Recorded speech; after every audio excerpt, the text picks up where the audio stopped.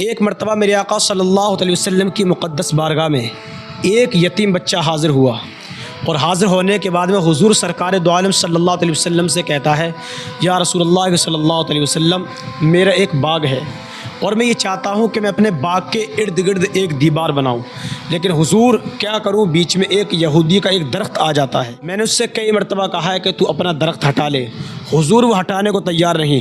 میں نے اس سے یہ بھی کہا ہے کہ تو اپنے اس درخت کی قیمت لے لے، اور وہ قیمت لینے کو بھی تیار نہیں۔ اگر میں وہاں سے دیوار لگاتا ہوں تو اس یہودی کا درخت میرے باغ کے اندر آ جاتا ہے۔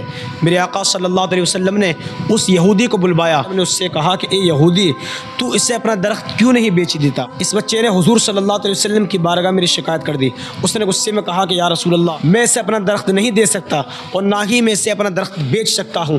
تو میرے آقا صلی اللہ علیہ وسلم نے اس یہودی سے کہا کہ اے یہودی، اس درخت کو اس یتیم بچے کو دے دو، اور میں تمہیں گواہی دیتا ہوں کہ میں اس درخت کے بدلے جنت میں تمہیں ایک درخت عطا کروں گا، جنت میں تمہارے ایک درخت مل جائے گا، اور اس کا سایہ اتنا ہوگا، اگر ایک گھڑ سوار گھڑ سواری کرتا رہے تو 100 سال تک اس کا سایہ پار نہیں کر سکتا۔ میرے آقا صلی اللہ علیہ وسلم نے کہا کہ وہ درخت تجھے جنت کا مل جائے گا، تو اسے اپنا درخت دے دے۔ لیکن اس نے کہا یا رسول اللہ صلی اللہ علیہ وسلم، میں اسے اپنا درخت نہیں دوں گا۔ ایک صحابی رسول حضرت ابو دحدہ رضی اللہ تعالیٰ موجود ہیں، سبحان اللہ۔ آپ کھڑے ہوئے اور کھڑے ہونے کے بعد کہتے ہیں، یا رسول اللہ صلی اللہ علیہ وسلم، کیا یہ آفر مجھے بھی ہے؟ کیا یہ موقع مجھے بھی ہے؟ اگر میں اس یہودی کا ایک درخت اس یتیم بچے کو دلوا دوں تو کیا یہ موقع مجھے مل جائے گا؟ کیا مجھے بھی جنت میں درخت مل سکتا ہے؟ تو میرے آقا صلی اللہ علیہ وسلم نے کہا، ہاں ابو دحدہ، کیوں نہیں؟ اگر تم اس کا درخت اس یتیم بچے کو دلوا دیتے ہو، میں گواہی دیتا ہوں کہ تمہیں جنت میں ایک جنتی درخت ملے گا۔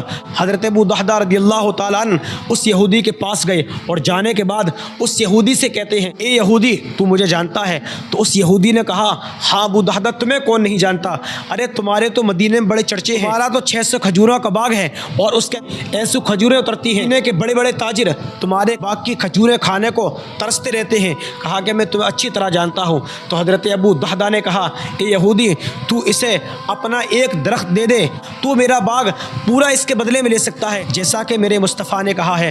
اب اس نے کہا، بھائی یہ تو سودا بڑے منافقہ ہے۔ اب وہ یہودی بڑا خوش ہوتا ہے۔ آپ انداز لگائیں کہ میرے آقا صلی اللہ علیہ وسلم کو یتیم بچوں سے کس قدر محبت ہے۔ حضرت ابو دحدہ رضی اللہ تعالیٰ عنہ اپنے باغ کے قریب جاتے ہیں، اور آپ کے بچے، آپ کی بیوی اسی باغ کے اندر ہیں، اور حضرت ابو دحدہ رضی اللہ تعالیٰ عنہ خاموشی سے کہتے ہیں، ام دحدہ، باغ سے باہر آ جاؤ، میں نے یہ باغ بیچ دیا ہے، میں نے اس باغ کو فروخت کر دیا ہے۔ آپ کی بیوی بھی بڑی اللہ والی تھی، وہ سمجھ گئی کہ یہ کوئی عام انسان نہیں ہے، اس کا نام ابو دحدہ ہے، یہ کوئی نقصان کا سودا نہیں کرتا، یہ کوئی خسارے کا سودا نہیں کرتا، ضرور اس میں کوئی بہت بڑا منافع ہوگا۔ تو حضرت ابو دحدہ رضی اللہ تعالیٰ عنہ کی بیوی کہتی ہیں، اے ابو دحدہ، کس چیز کے بدلے آپ نے یہ پورا باغ بیچ دیا؟ تو حضرت ابو دحدہ رضی اللہ تعالیٰ عنہ کہتے ہیں، اے اللہ کی بندی، میں نے یہ باغ سرکار دو عالم صلی اللہ علیہ وسلم کے نام قربان کر دیا ہے۔ جب آپ نے دیکھا، آپ کی بیوی کہتی ہیں، اے ابو دحدہ، تو نے یہ بہت اچھا کیا، یہ تو بہت فائدہ مند سودا ہے۔ مسلمانوں، اگر آج کی کوئی بیوی ہوتی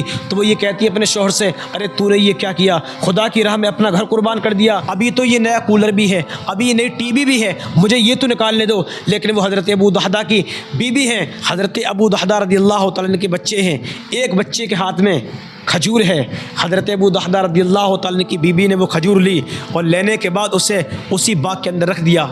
کہا کہ ایسا نہ ہو جنتی درخت میں مجھے کوئی خسارہ نہ ہو جائے، جنت کے اندر جو مجھے درخت ملے کہیں اس کھجور کی رکاوٹ سے مجھے وہاں کوئی نقصان نہ ہو جائے۔ پھر آپ نے دیکھا کہ آپ کا ایک چھوٹا سا بچہ ہے، اس کے منہ کے اندر کھجور ہے، اور آپ نے اس کے منہ کے اندر سے وہ کھجور نکالی، نکالنے کے بعد اسے بھی باغ کے اندر رکھ دیا۔ حضرت ابو دحدہ رضی اللہ تعالیٰ عنہ حضور کی مقدس بارگاہ میں حاضر ہوتی ہیں، اور حاضر ہونے کے بعد کہتے ہیں، یا رسول اللہ صلی اللہ علیہ وسلم، کیا یہ سودا پکا ہے، مجھے جنت میں ایک درخت ملے گا؟ میرے مصطفیٰ فرماتے ہیں، اے ابو دحدہ، بات تو ایک درخت کی ہوئی تھی، لیکن تو نے ایک درخت کے بدلے اللہ تبارک و تعالیٰ کی راہ میں اور میرے نام پر اپنے 600 کھجوروں کے درخت کو قربان کر دیا۔ تو حضور نے فرمایا، میں تجھے گواہی دیتا ہوں کہ اللہ تبارک و تعالیٰ تیرے ان 600 کھجوروں کے درخت کو اللہ تبارک و تعالیٰ تجھے جنت میں عطا فرمائے گا، سبحان اللہ۔ ایک روایت میں آتا ہے کہ حضرت ابو دحدہ رضی اللہ تعالیٰ کے پاس اس باغ کے علاوہ کوئی اور دولت بھی نہیں تھی، کوئی اور سرمایہ بھی نہیں تھا، لیکن یہ وہی حضرت ابو دحدہ رضی اللہ تعالیٰ نے ہیں جنہوں نے میرے حضور کے نام پر اپنی پوری دولت کو قربان کر دیا۔ کسی جنگ کے موقع پر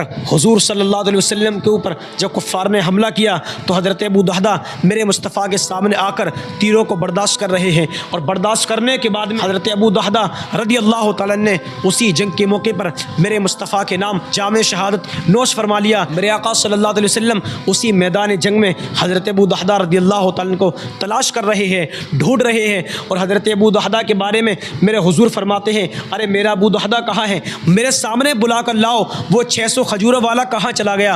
حضور صلی اللہ علیہ وسلم کے سامنے جب حضرت ابو دحدہ کی لاش آئی، میرے مصطفیٰ نے سینے سے لگا لیا اور کہتے ہیں کہ یہ وہی ابو دحدہ ہے جس نے میرے نام پر اپنی پوری دولت قربان کر دی، کہ میں یہ دیکھ رہا ہوں کہ تیرے لیے جنت میں 600 کھجوروں کے باغ کو لگا دیا ہے، اللہ تبارک و تعالیٰ نے تیری اس دولت کو قبول فرما لیا، اللہ تبارک و تعالیٰ نے تیری اس شہادت کو قبول فرما لیا۔ یہ میرے آقا صلی اللہ علیہ وسلم کے صحابہ ہیں جو حضور سرکار دو عالم صلی اللہ علیہ وسلم کے نام پر اپنی جانوں کو قربان کرنے کے لیے ہمہ وقت تیار رہتے تھے۔ کاش یوں موت آئے میرے ہم نشی، کاش یوں موت آئے میرے ہم نشی، نزا کا اور ہو جائے منظر ہنسی، وہ ادھر اپنی زلفیں سوارا کریں، وہ ادھر اپنی زلفیں سوارا کریں، اور ادھر دم ہمارا نکلتا رہے۔